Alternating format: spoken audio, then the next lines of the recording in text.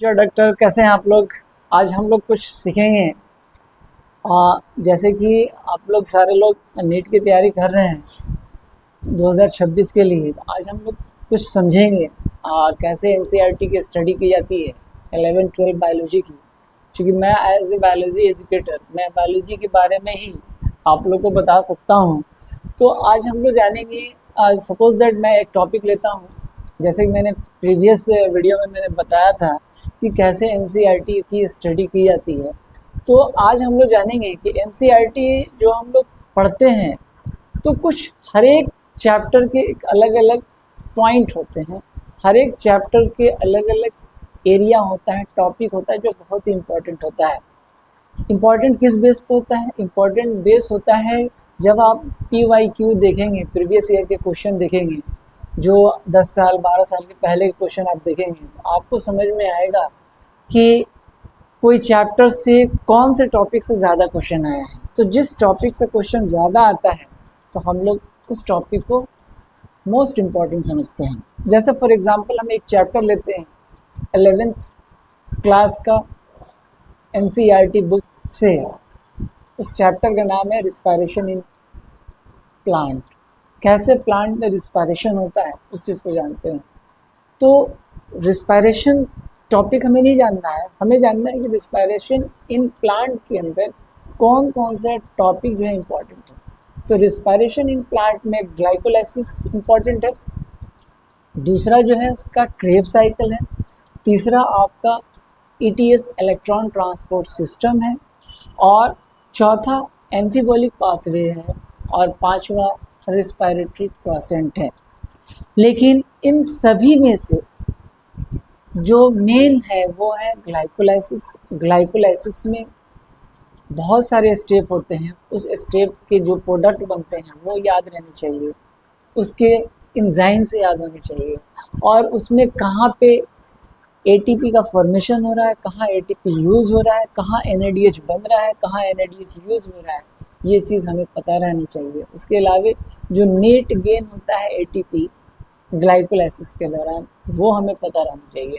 उसके अलावा अगर हम लोग क्रेब साइकिल में एंटर करते हैं तो कौन से स्टेप के बाद कौन सा प्रोडक्ट बनता है ये हमें पता रहना चाहिए, और उस दौरान क्या बन रहा है, क्या NADH कब बन रहा है, कब ATP बन रहा है, SLP के तहत सबस्ट्रेट लेवल फॉस्फोराइलेशन के तहत, ये चीज़ हमें पता रहना चाहिए।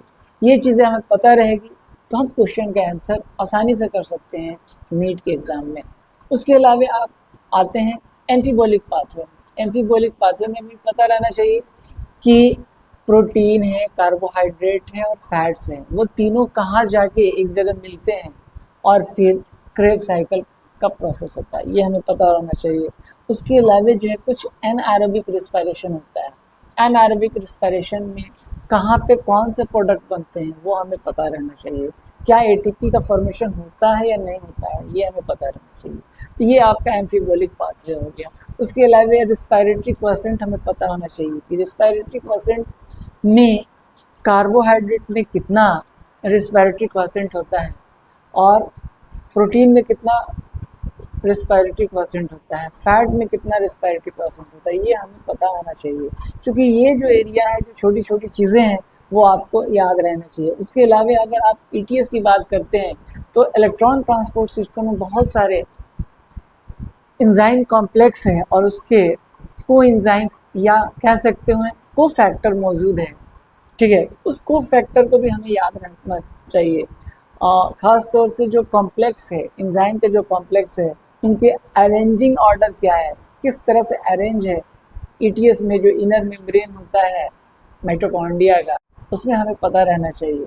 ठीक है, जैसे फॉर एग्जांपल जैसे NADH डिहाइड्रोजनेस कॉम्प्लेक्स ये कहाँ पे रहता है, सक्सिनेट डिहाइड्रोजनेस कॉम्प्लेक्स कहाँ पे रहता है, ये हमें सिस्टमेटिक ढंग से हमें पता रहना चाहिए। उसके अलावा जैसे मान लीजिए NADH और सक्सिनेट डिहाइड्रोजनेस के बीच कोई मोबाइल इलेक्ट्रॉन कैरियर तो नहीं है, वो हमें पता रहना चाहिए।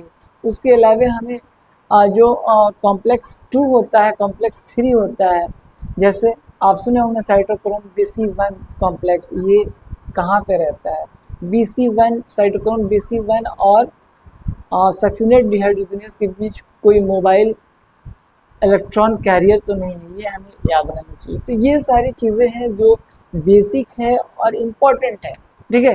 क्योंकि जहाँ पे ज़्यादा टॉपिक की कॉम्प्लिकेशन होता है वहीं से क्वेश्चन एराइज होता है। और आप नीट के प्रीवियस ईयर के क्वेश्चन आप देखेंगे तो मोस्टली क्वेश्चन वहीं से एराइज होता है। जो ग्लाइकोलाइसिस के प्रोसेस होते हैं, एटीपी कहाँ बन रहा है, एटीपी कहाँ एक्सपेंड हो रहा है, क्रेब्स साइकिल में आप देखेंगे क्रेब्स साइकिल में कहाँ NADH बन रहा है, कहाँ ATP बन रहा है, कहाँ FADH2 बन रहा है। उसी तरह से इलेक्ट्रॉन ट्रांसपोर्ट सिस्टम में कहाँ पे हाइड्रोजन एक्सेप्ट हो रहा है, ऑक्सीजन एक्सेप्ट कहाँ पे कर रहा है, ATP सिंथेज क्या करता है, ATP का फॉर्मेशन कैसे होता है ATS के थ्रू, ये हमें पता रहनी चाहिए। यहीं से टॉपिक से क्वेश्चन आते हैं। Thank you, have a nice day.